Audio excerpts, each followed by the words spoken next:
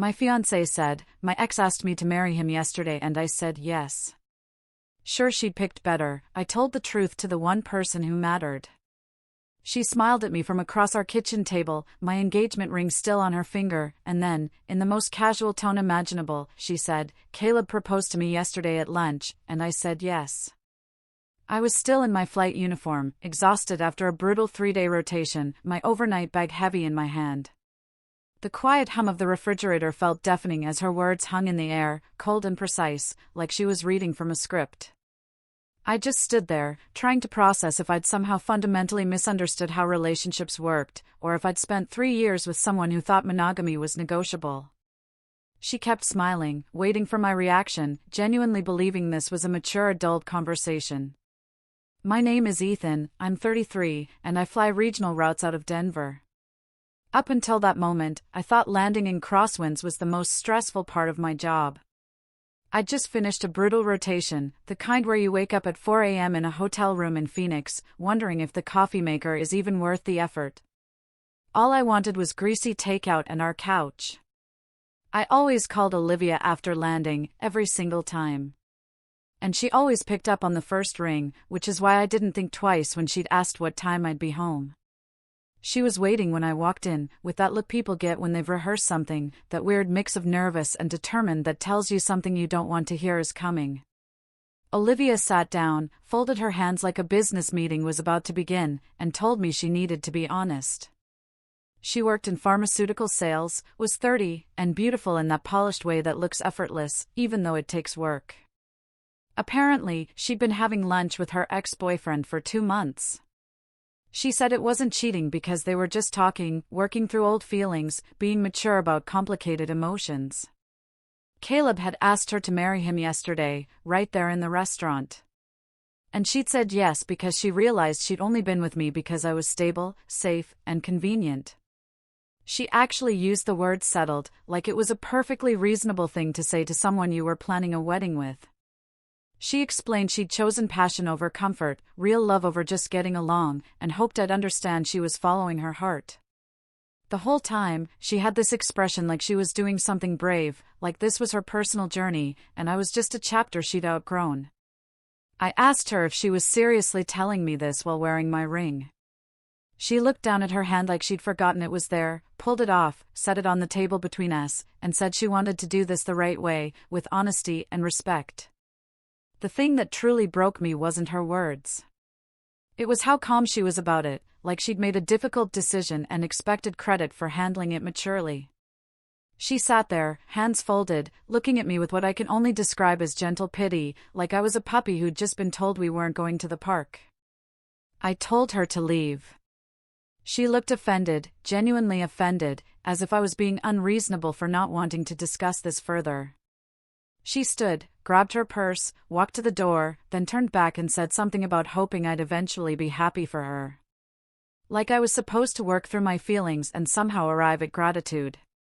20 minutes later, she texted me, saying she knew this was hard, but she truly hoped I could appreciate that she'd been honest instead of going behind my back.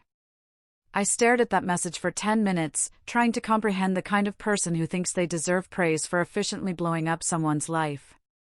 The sheer audacity of asking for credit, for wanting me to thank her for destroying our future so directly, made me wonder if I'd ever actually known her at all.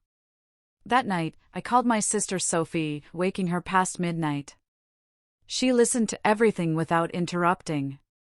When I finished, there was a quiet moment, then she said something I'll never forget. Olivia didn't confess because she felt guilty.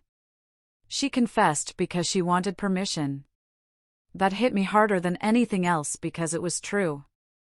Olivia hadn't come to me with remorse or shame. She'd come expecting understanding, maybe even approval. The next day, her parents called me, both of them on speakerphone. I thought maybe they were calling to apologize, or at least acknowledge their daughter had done something insane. Instead, her dad launched into a speech about how Olivia had made a difficult choice and how they hoped I could respect that she'd followed her heart. Her mom chimed in, saying at least Olivia hadn't cheated, that she'd been brave enough to be honest, and that I seemed to be taking this too personally. too personally, like my fiancé leaving me for another man was something I should view objectively, like a news story happening to someone else. I asked how exactly I was supposed to take it, and her dad said, "These things happen, and the mature thing would be to wish her well." I hung up without saying goodbye and sat in my apartment, wondering if I was losing my mind, if I'd stumbled into an alternate universe where basic human decency didn't exist. For the first few days, I kept thinking I'd done something wrong, that maybe I'd missed signs or failed her somehow, that maybe being a good boyfriend wasn't enough. I flew my routes, came home to an apartment that felt too quiet, and tried to figure out how someone could spend 3 years with you and call it settling. The word kept echoing in my head. Settled, like I was a consolation prize she'd accepted while waiting for something better. David, my co-pilot and closest friend, noticed I was off during a flight to Austin. He caught me staring at nothing during our descent checklist, and after we landed, he cornered me in the crew room. I told him the short version, and he just stared for a long moment before saying, "Brother, that's not normal. You know that's not normal, right?" It helped hearing someone confirm I wasn't crazy for being devastated, that this wasn't just a normal breakup I was overreacting to. The worst part was how completely she'd rewritten our relationship in her head, like every moment we'd shared was just her killing time until something better came along. I thought about the trip we'd taken to Savannah last fall, how she'd held my hand on the hiking trail and told me she couldn't wait to marry me. How she'd picked out flowers for a wedding that was apparently never going to happen. I wondered if she'd been lying then, or if she'd convinced herself it was true at the time. If maybe she was the kind of person who could feel something deeply in the moment and then decide later it had never been real. I couldn't sleep, couldn't focus. Kept replaying that conversation and trying to find the moment I'd misunderstood who she was. David noticed how bad it was getting. He told our supervisor I needed time off, basically forced me to take a week of personal leave.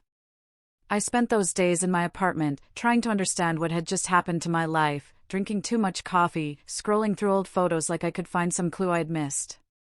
That's when I made the mistake of looking Caleb up online. I found his LinkedIn first, saw he worked at the same pharmaceutical company as Olivia, which explained the convenient lunches. Then I moved to Facebook. Every single post featured his mother, Brenda. And I mean every single one. Birthdays, holidays, random weekdays. Just him and his mom doing normal things that somehow felt deeply abnormal when you saw them all together. The comments were worse, all from her, things about her special boy, how proud she was, how nobody loved him like she did. He was 34 years old. I kept scrolling, looking for literally anything that wasn't about his mother, any evidence of an independent life. And I found a post from 2 weeks ago about his engagement. It didn't mention Olivia by name, didn't have a photo of them together, just said he was starting a new chapter, with a picture of him standing alone in front of a restaurant. I sat there staring at my phone, and that's when it really hit me. I hadn't just lost my fiancée to another man. I'd lost her to someone who apparently couldn't make a single decision without his mother's approval. I thought about calling Olivia and asking if she knew what she was getting into, if she'd noticed the red flags visible from space. But then I remembered she'd called our 3 years together settling. And I figured she'd made her choice. She'd chosen passion over stability, excitement over safety, and apparently a man whose Facebook profile looked like a shrine to maternal devotion. I didn't know it yet, but I was about to find out just how catastrophic that choice really was. I spent the next few days in a fog, going through the motions, but nothing felt real. I'd wake up at my normal time, make coffee, then realize I had nowhere to be because David had basically put me on mandatory rest. Sleep was impossible. Every time I closed my eyes, I saw Olivia sitting at that table, calmly explaining how she'd settled for me, and I'd jolt awake with my heart racing like I was in an emergency descent. My apartment felt different now, like every corner held a memory I didn't want anymore. The couch where we'd watched movies. The kitchen where she'd told me she was choosing someone else. Even the bedroom felt contaminated. I'm trained not to panic when an engine fails, trained to run through checklists when everything's going wrong. But my brain had decided that the phrase settled was worth more attention than any actual emergency I'd ever faced. David showed up on the fourth day with takeout and refused to leave until I ate something. He sat across from me at my kitchen table and told me I looked like hell. I probably did. I hadn't shaved, barely showered, and I'd been wearing the same shirt for 2 days. He asked if I'd heard from Olivia, and I told him about the text, the one asking me to appreciate her honesty. And he actually laughed. Not a nice laugh, the kind that means someone's done something so ridiculous you can't even process it. He said I needed to stop torturing myself and start figuring out who I'd actually been engaged to, because the Olivia I described didn't match the woman who'd just blown up my life with a smile. That night, I went deeper into Caleb's social media, and the more I looked, the worse it got. He lived exactly half a mile from his mother. I found that out from a post where he tagged his location as her house and mentioned popping over for dinner, which seemed to happen about 4 times a week. His emergency contact on his company profile was listed as his mother, not a spouse or sibling, his mother. There were photos of them at restaurants, at movies, at the grocery store, doing every single thing together like they were a couple instead of a parent and adult child. I found posts from his friends making jokes about it, gentle teasing about how he should update his relationship status to complicated with a photo of his mom, and he'd respond with laughing emojis like it was all just good fun. Then I found something that made me sit up straight. There were no posts about Olivia. None. No announcement that he was engaged. No photos of them together. Nothing that indicated he was in a relationship at all. The engagement post I'd seen earlier was just him alone talking vaguely about new chapters. And when I checked the comments, his mother Brenda had written that she was so proud of her boy for making mature decisions. Not congratulations, not welcome to the family, just pride that he'd made a decision she apparently approved of. I screenshotted everything. I don't know why. Maybe I thought I'd need proof later that I wasn't making this up. The next morning, I called Liam, a friend from college who'd known Olivia back then, someone I hadn't talked to in probably 2 years, but who'd been around during her first relationship with Caleb. I asked him what he remembered about them. There was a long pause on the phone, the kind of pause that means you're about to hear something you won't like. He asked why I wanted to know, and I told him Olivia had left me to go back to Caleb. He said one word, no, like I just told him she was walking into traffic. Then he told me the story.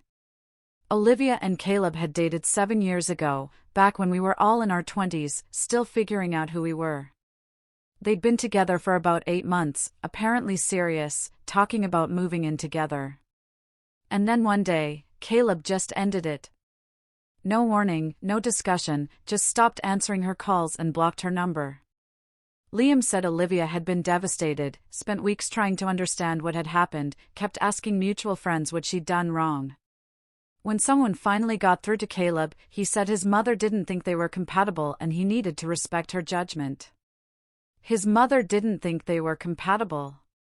Olivia had been ghosted because a 30-year-old man's mommy said no. Liam said he'd always wondered if Olivia had really moved on or if she'd just been waiting for another chance. And now, he guessed he had his answer. I hung up and sat there trying to process what I'd just learned. Olivia had left me for a man who'd dumped her because his mother told him to. A man who'd broken her heart so badly that her friends still remembered it 7 years later. And she thought this was choosing passion over settling. I felt sick, not just hurt anymore, but genuinely nauseous, because this meant she knew exactly who Caleb was and had chosen him anyway. That afternoon, I did something I'm not proud of.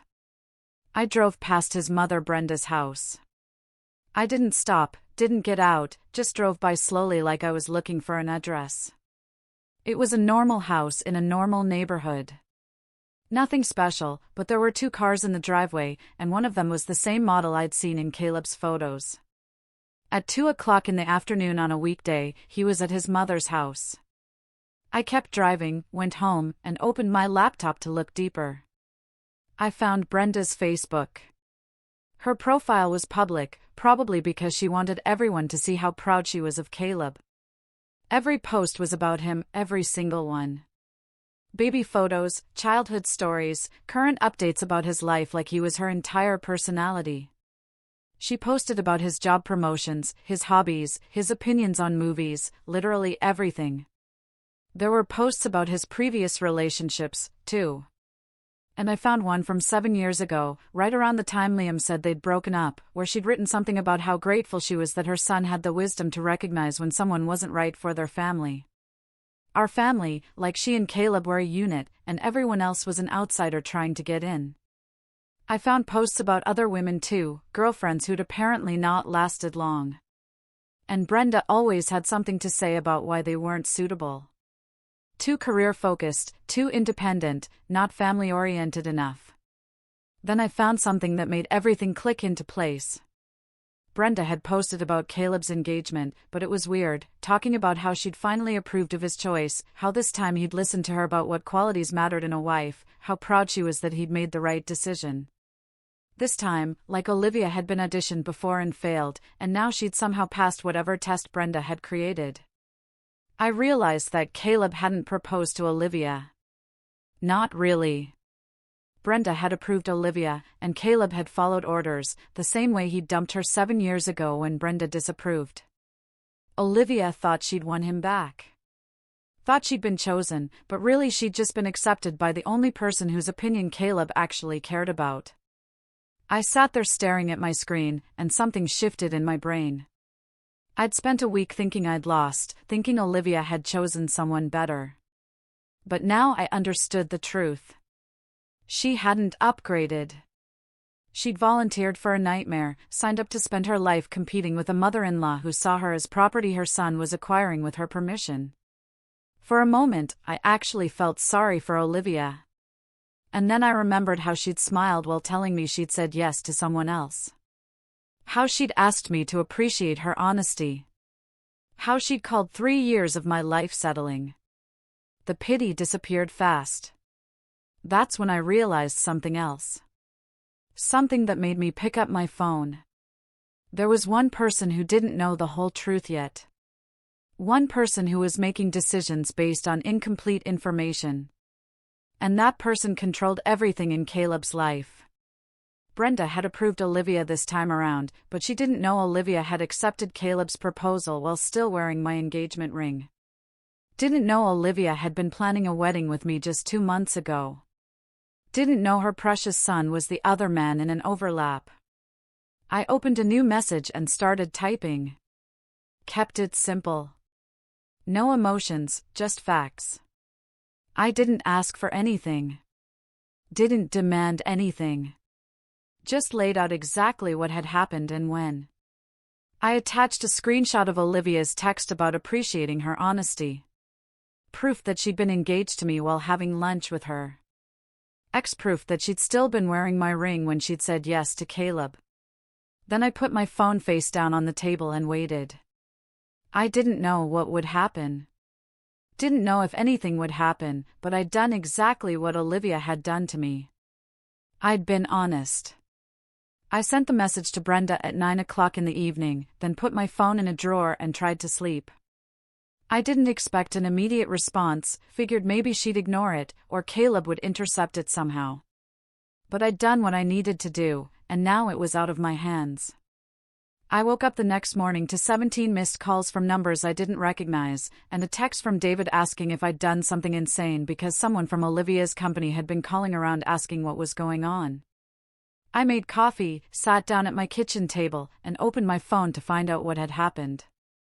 Apparently, Brenda had driven to Olivia's office first thing in the morning, walked straight past the reception desk, and found Olivia at her cubicle. The whole floor heard everything. The screaming about lying and manipulation, about trying to trap her son, about being the kind of woman who overlapped relationships and expected to be rewarded for it. Security had to escort Brenda out, but not before she'd made sure everyone in that building knew exactly what Olivia had done. Chloe, a woman from Olivia's office who I'd met at a company holiday party, sent me a message describing the whole scene.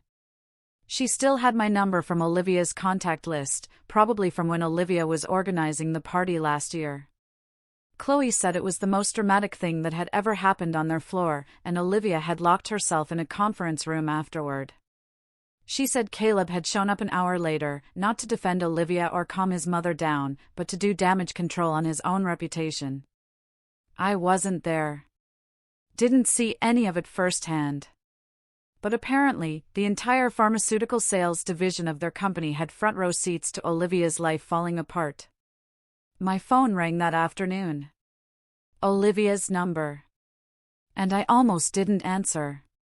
When I did, she was crying, actually crying for the first time through this entire thing.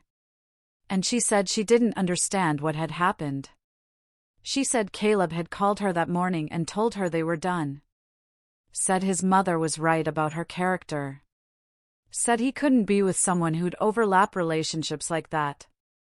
She kept saying it wasn't fair, that she'd been honest, that she'd done everything right. I asked her if Caleb had used those exact words, my mother was right. And she went quiet. Then she said yes. And I could hear in her voice that she was finally understanding what she'd signed up for. She asked if we could talk, really talk, maybe figure things out, and I told her no. She'd made her choice, called our 3 years settling, humiliated me in front of her parents, and now she wanted to come back because her backup plan had exploded.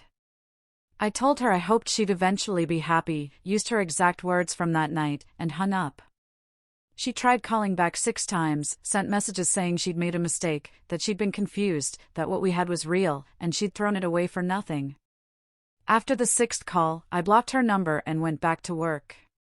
David bought me a drink after our next flight together. Told me I looked better than I had in weeks and asked what had changed. I told him I'd realized something important, I hadn't lost Olivia to someone better. I just avoided being chosen for a disaster. The story got around somehow, I think through Olivia's coworkers, and over the next few weeks, I heard updates I didn't ask for. Caleb was already seeing someone new, a woman his mother had apparently introduced him to, someone more appropriate according to Brenda's standards.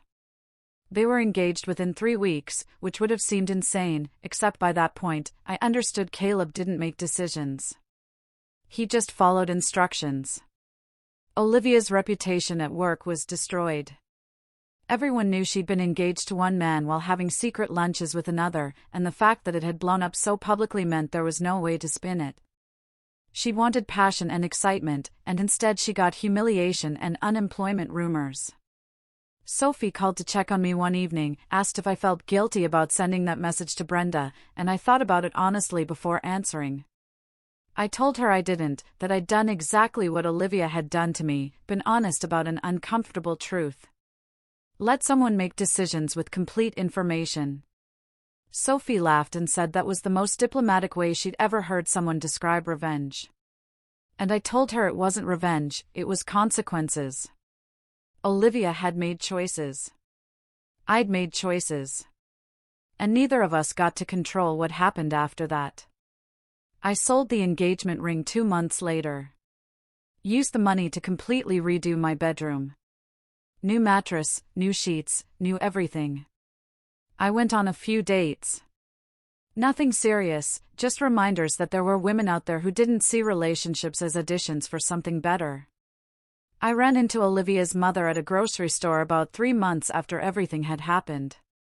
She looked at me like she wanted to say something, but couldn't figure out what. I nodded politely and kept walking, didn't give her the chance to tell me I'd taken things too personally or that I should have been more understanding. The thing about flying is that you learn pretty quickly how to handle emergencies. You train for every possible disaster until your response becomes automatic. You don't panic. You don't freeze. You just work the problem until you're either safe or you're not. That's what I'd done with Olivia. Worked the problem, made the decisions I needed to make, and landed safely, even if the approach had been rough. I thought about her sometimes, wondered if she'd figured out yet that Caleb had never actually chosen her, that she'd been approved, like a purchase his mother had signed off on. I wondered if she understood that the passion she'd been chasing was just the drama of trying to win over someone who'd already broken her heart once. Mostly, though, I didn't think about her at all. I flew my routes, came home to an apartment that felt like mine again, made plans with friends who hadn't asked me to appreciate being discarded. 6 months after Olivia had sat at my kitchen table and announced she'd said yes to someone else, I was fine. Not heartbroken, not angry, just fine. I'd thought I was being replaced, that she'd found someone better and left me behind. But really, she'd just volunteered for a life where she'd never be anyone's first choice. And I'd been honest enough to make sure everyone involved knew exactly what they were choosing. Olivia wanted credit for her honesty. Wanted me to appreciate that she'd told me the truth instead of sneaking around. So, I'd given her the same courtesy, been honest with the one person who actually made the decisions in Caleb's life, and let the truth do whatever it was going to do. Turns out, honesty isn't always kind, but it's always fair. What do you think? Was I wrong to give her a taste of her own medicine?